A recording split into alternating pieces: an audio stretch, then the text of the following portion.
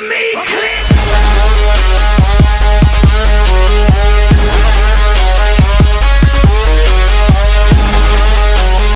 Hey guys, welcome to my YouTube channel guys. Ganito nga sa amin guys.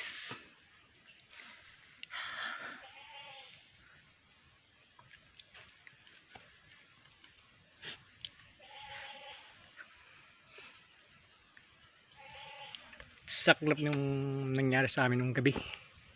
Yung kupra namin, maluluto na siya.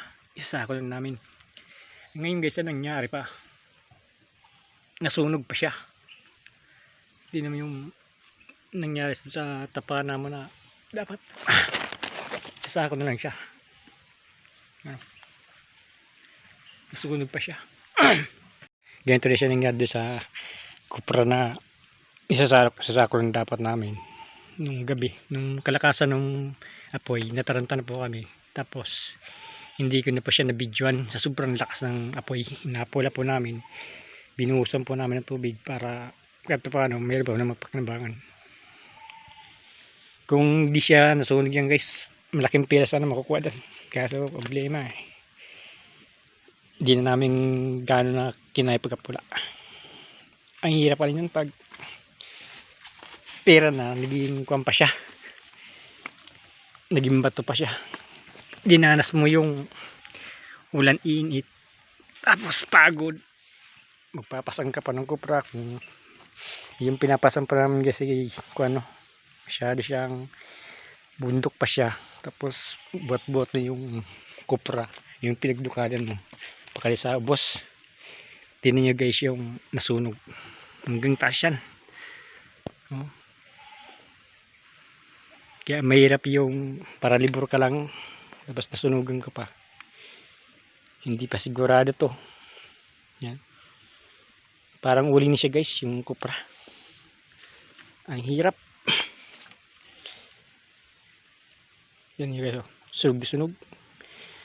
Pira na siya, naging bato pa. Gabing gabi nasunog siya. Kasi hindi naman namin akalain na abutin pa siya ng kalayo, kasi pinapawag lang namin maya magsasako dapat kami. Nangyari to guys mga alas 9 ng gabi, nangyari sa amin to. Sunog na sunog. Yan o, sunog na sunog. Yan, malaking pera dapat yan.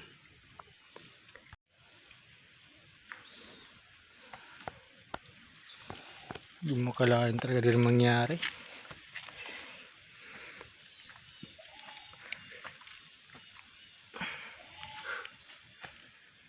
Hindi yun dito.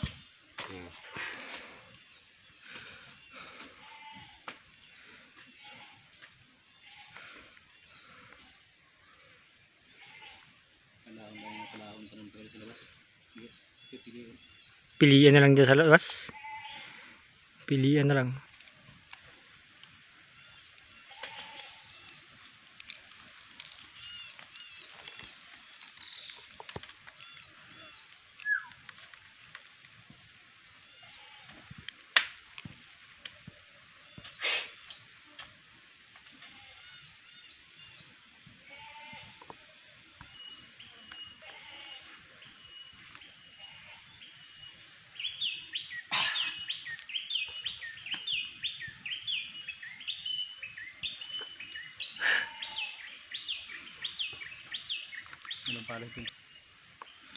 Hindi mo akalain guys na ganun mangyayari sa amin.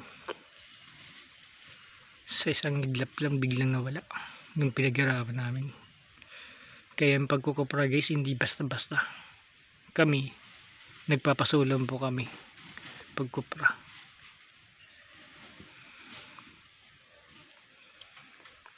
Kaya mahirap talaga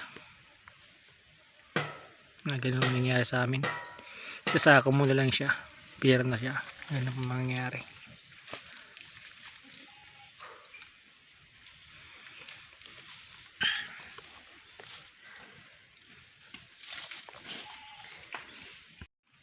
Isang panduta, hindi mo patay sa duta.